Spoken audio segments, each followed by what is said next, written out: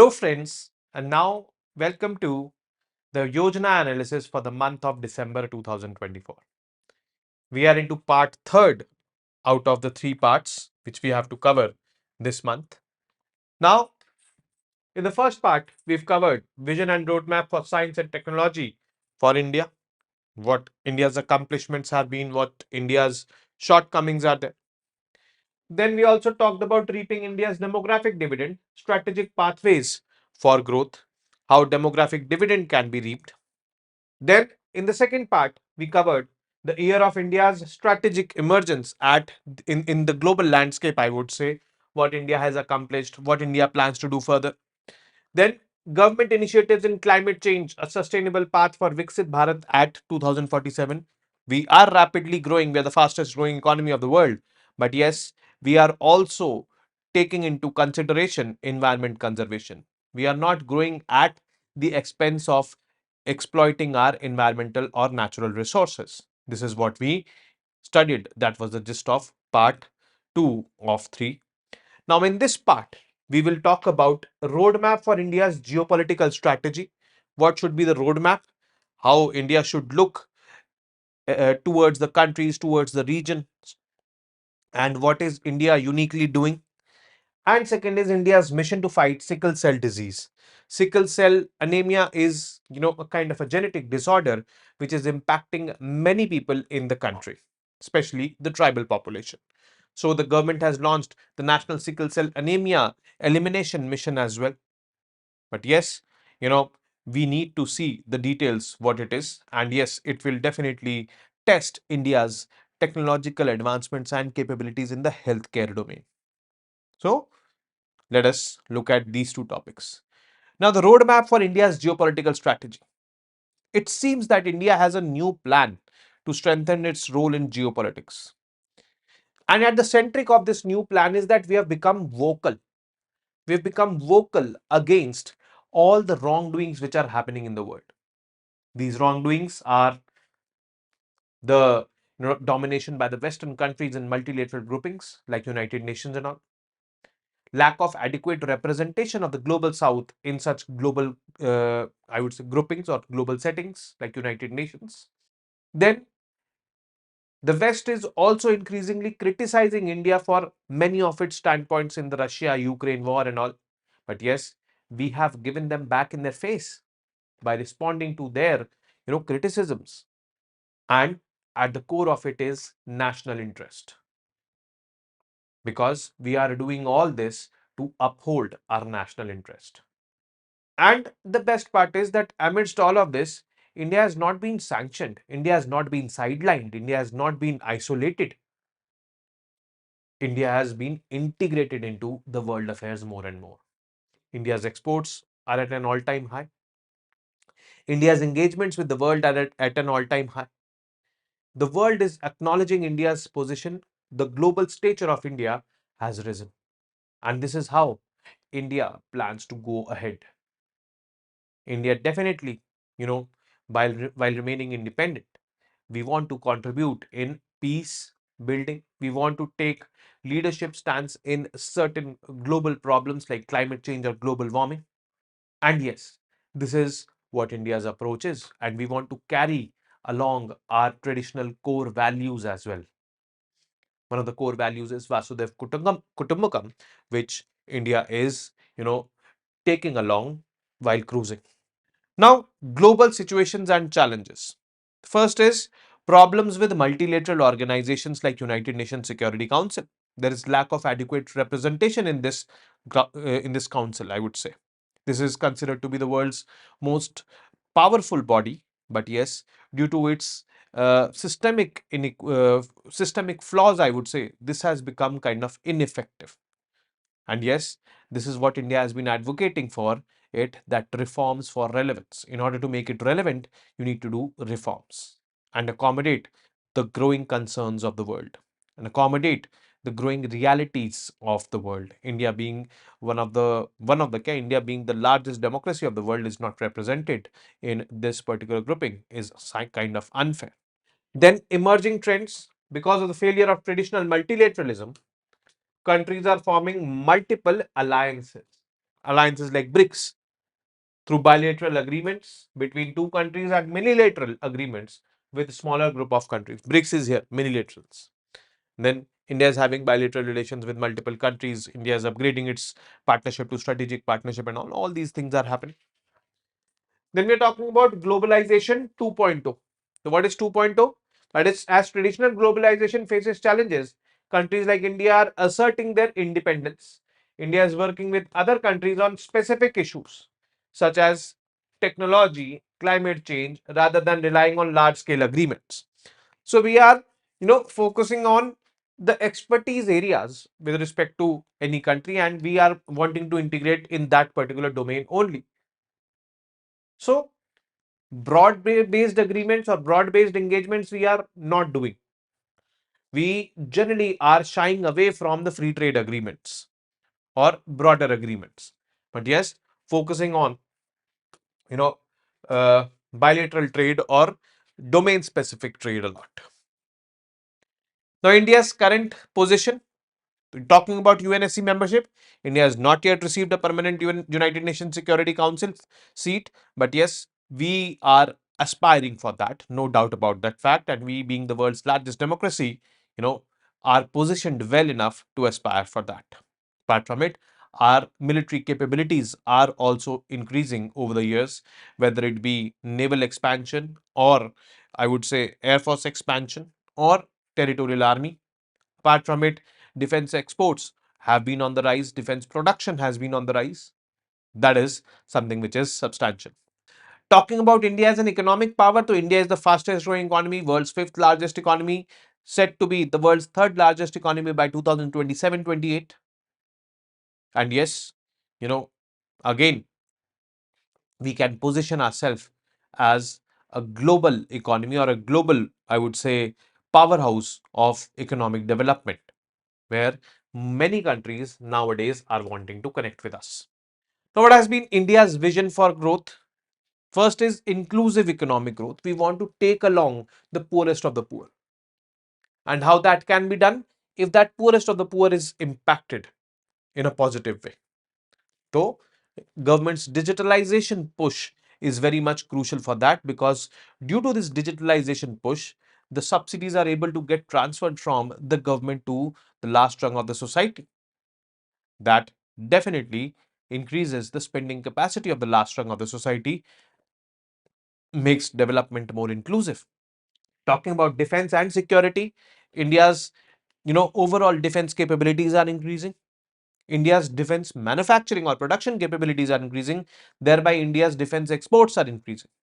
We are strengthening infrastructure in the border areas where we were lacking. And this is one of the key priority sectors for India. So, in the next 10 years, you'll see a major shift in India's defense capabilities. Then India is also focused on global cooperation, on forming partnerships with other countries in areas like technology, climate change, global trade, and all. India is a pacifier. India is a global friend, Vishwa Mitra, we call ourselves. And yes, we know how to deal with the enemy nations like Pakistan, and we know how to deal with the friendly nations like Russia or USA, or for that matter, West Asia. We know how to create that strategic balance, keeping our autonomy into picture. Now, key points of India's foreign policy: civilizational values.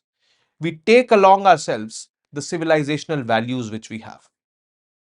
As I talked about the Vasudev Kutumbakam, which means the world is one family, that can be witnessed in our policies. We are here to fight for the global concerns like global warming or climate change, and for that, we have launched that International Solar Alliance. We have given yoga to the world, and yes, that definitely is going to ensure the global well being. All these are rooted in the civilizational values of India. And yes, these civilizational values make us stand apart. The second is neighborhood first. So there's a saying in international relations that if you have a peaceful neighborhood, you are more than blessed.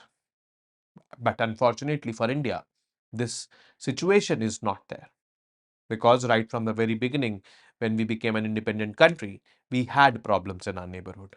We are still having problems in our neighborhood, whether it be Pakistan, whether it be China, Bangladesh, Sri Lanka, Afghanistan, Nepal, or such like, Maldives. So it is unfortunate for India, but yes, India has cruised through all these situations. India earlier used to be referred to as the big brother, but now India refrains from getting this tag. India wants to be a brother. India wants to establish permanent cooperation. Permanent cooperation means India wants to invest in infrastructure, India wants to invest in such kind of partnerships which will be, long lasting partnerships. There will be no, I would say, uh, downturn to those partnerships. Any government comes, any government goes, like this. So this is what India wants to do. Leadership in G20. So India demonstrated its leadership skills in the G20 last year, and we made the world believe that uh, sabka saath, sabka vishwas, and sabka vikas is possible. We were also very vocal again about the SDGs, the Sustainable Development Goals. This year also we were vocal, and let's see how these SDGs, the 17 of them, which have to be accomplished by 2030, we will be reaching them. So these are the key points as of now. Now, India's regional relations, if I talk about relations with China, see, they have been ups and downs in relations with China. Specifically talking about the recent, I would say, events. So since 2020, after the Galwan Valley clashes, there were problems between India and China. India and China relations were at an all-time low. But yes, in October 2024, there were talks among the military leaders and the national security advisors, after that the foreign ministers also. And yes, as of now, largely the problem seems resolved at the Galwan Valley. But yes, we know very well about the Chinese expansionist tendencies, which can lead to future episodes like these as well. Talking about our beloved friend Pakistan, so we are very clear that terrorism and talks cannot go hand in hand. And yes, Pakistan's promotion of terrorism is an age old fact. And until Pakistan gives up supporting terrorist organizations, we are not going to talk to them. This is very clear. Bangladesh, until Sheikh Hasina was there as the Prime Minister of Bangladesh, our relations with Bangladesh were smooth, were stable. But yes, as of now, with this interim government over there, the relations don't seem to be so stable. There are issues like, the minority rights, border security, and all, which are being, into question right now. But yes, this has to be addressed. If this is not addressed, then it will lead to a lot of illegal migration into India from Bangladesh. The same history will repeat itself, which happened in the late 1960s and early 1970s. With this influx of refugees from the other side of the border and settling down in India, led to a lot of problems like insurgency in Northeast. This is one of the reasons of insurgency in Northeast. So yes, this illegal migration has to be tackled. Global leadership and actions. So human-centered diplomacy. We want to focus on this human-centric approach. Human-centric approach means we are globalizing, but yes, we are not globalizing on humanitarian grounds like healthcare sector, the education sector, sanitation sector, all these, social sectors. On these sectors, we are not collaborating with each other. Their collaboration needs to be, fostered. And India is leading by example. Like India was one of those countries who have supplied vaccines to more than 100 countries in the world. So India's, global stature has also, increased due to that. And here we've shown it to the world that if India, being a developing country, can do it, the developed countries can definitely do it. India is also very vocal about rules-based international order. It should be rules based. It should not be impromptu. It should not lead to, it should not be like in favor of some countries or blocks and against the other countries or blocks. It should be even for everyone. It should be justiciable for everyone. So this is what, you know India wants or wishes for. Talking about the future path, strategic autonomy is what we practice. Autonomy means we are independent, we are not succumbing to pressures of any country, and we will do whatever is best for our national interest. That is what strategic autonomy means. Independent decision making for our national interest. This is what has to be achieved. Then, talking about the global governance reforms, India aims to push for changes in the global institutions like UN and World Trade Organizations to make them more fair and reflective of today's world order. That has to be done. Engaging with the global south. The global south is the developing and underdeveloped countries of Asia, Africa, and South America. And India, when it became the president of G20 in 2022, declared that it is going to be the voice of the global south. So India stands by them during their times of crisis, disasters, or anything they need. India is standing by them. This again has increased India's global stature all across the world. So, this is what India is going to pursue in the future as well. And this is going to make the world more inclusive and definitely a better place to live. This is what India eyes. So, this is what we need to look at this particular topic. Next is India's mission to fight the sickle cell. So, as you are seeing on the board, sickle cell is this. This is the RBC, red blood cell. Generally, RBCs are shaped in this way. The normal RBC is this shape, cylindrical, or you can say spherical, a disc-like shape. But yes, in a sickle cell, it takes this particular shape. And when this particular shape is taken by the RBC, it becomes difficult for the RBC to flow through the veins. It gets stuck. The oxygen carrying capacity of the RBC reduces due to this shape as compared to this shape. This leads to less oxygen to various organs. That is why anemia is there, sickle cell anemia. It can lead to organ failure also, where it can be fatal. And guess what? It is a genetic disorder. Talking about some statistics about sickle cell anemia or sickle cell disease, about 12 million people in India are affected by sickle cell disease, particularly in tribal areas. 1 in 86 tribal births is affected by sickle cell disease. Since it is genetic, so it is transferred from one generation to the other. It is one of the top 10 health challenges for the tribal populations in India, as reported by the Tribal Health Expert Committee.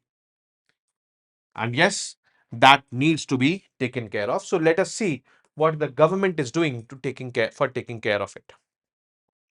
So what is sickle cell disease? It is a genetic condition where the RBCs, the red blood cells, become abnormally shaped, resembling a crescent or a sickle.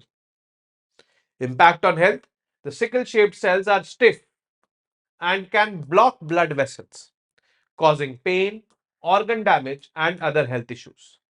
Normal RBCs are flexible and live for about 120 days, and they live for about 30 to 40 days only. Consequences: it leads to chronic anemia because that cell, the sickle shape has reduced oxygen carrying capacity.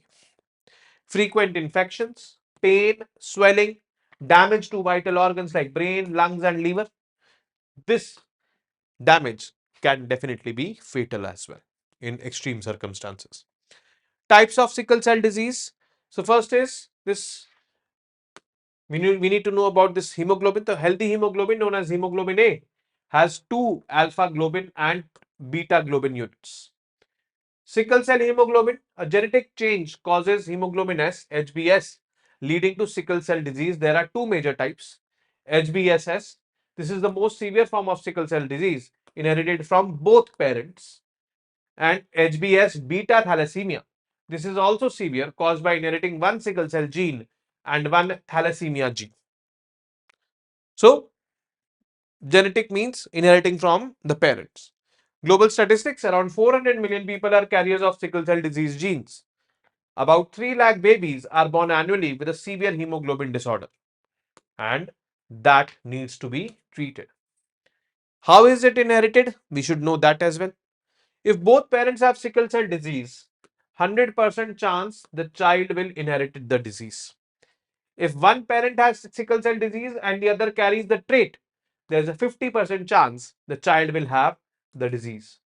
If one parent is healthy and the other one has SCD, all children will be carriers. And these carriers can become the, uh, can manifest symptoms as well of sickle cell disease. If both parents carry the trait, there's a 25% chance of the child having the disease, 50% chance of being a carrier, and 25% chance of being healthy. So simple mathematics is here. And yes, since tribal group is an endogamous group, that is why this is so much prevalent in the tribals.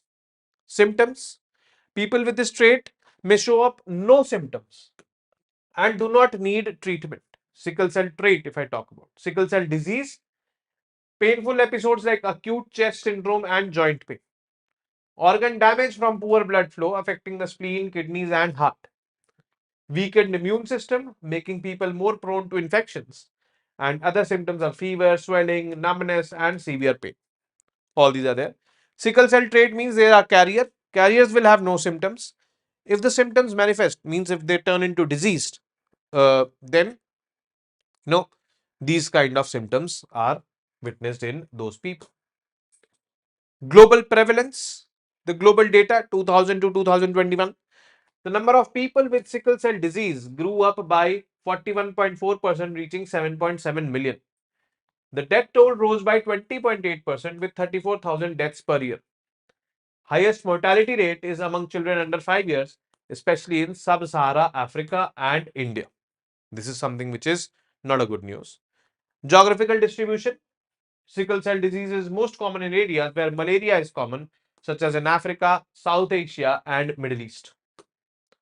So, this is the global, I would say, distribution of this scheme. The social and economic impacts of this particular scheme. People with sickle cell disease need lifelong treatment, which can lead to an emotional and psychological strain such as depression. Routine medical care like blood transfusions and doctor visits is required. And obviously, when this much is there, there is an economic burden also. The cost of treatments, hospitalizations, and screenings put financial pressure on families. They face indirect costs like job loss, lower income, and reduced productivity due to sick members. And lack of healthcare infrastructure in rural and tribal areas adds to these problems as well. So, these are socio-economic, parameters or impacts of this particular disease. Now, the government has come up with this National Sickle Cell Anemia Elimination Mission in 2023. And key features, the states covered, it focuses on 17 states with the highest prevalence of SCD, such as Gujarat, Maharashtra, Madhya Pradesh, and Jharkhand. And these states have considerable amount of tribal population. Target groups 0 to 40 years, because since this is a genetically transmitted disease, so people who are having this disease, we come to know about them early on only.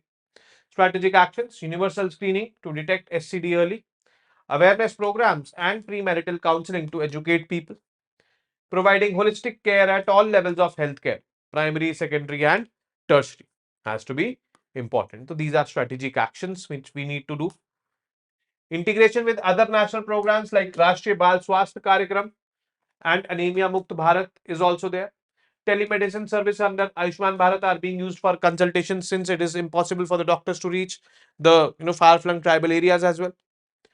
Technological advances, sickle cell disease portal and dashboard for real-time monitoring is there, and ICMR is validating tests that can be used on site to diagnose the sickle cell disease. Excuse me.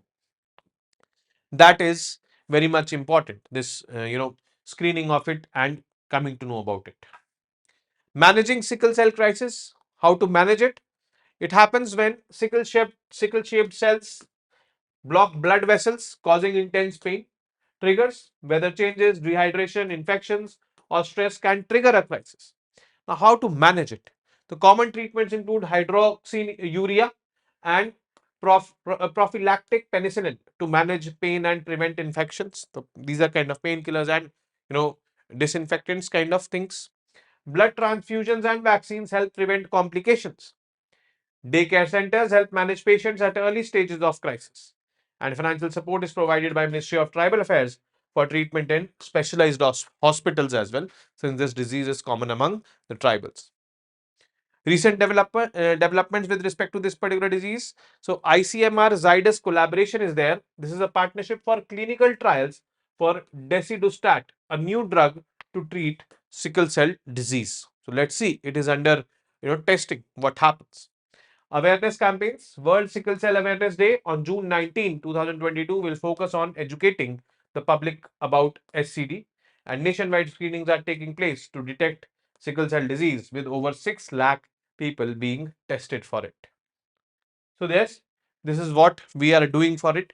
But yes, we need to adopt this mission mode approach more actively, more intensely, so that we are able to tackle this sickle cell disease. So this National Sickle Cell Anemia Elimination Mission becomes very, very successful. It is needed. It is increasing the out of pocket expenditure of the people, especially the most vulnerable population.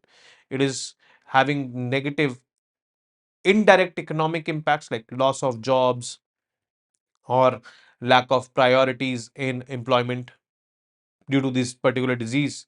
So, yes, that needs to be taken care of. And who will take care? The government has to take care. So, with this, we come to an end of this edition of Yojana for the month of December 2024. Now, I will be meeting you next month, that is January, the first month of 2025. Wish you guys a very happy new year. Stay safe, enjoy, responsibly, and yes, you know, take care of yourselves and your families. Namaste, Jai Hind.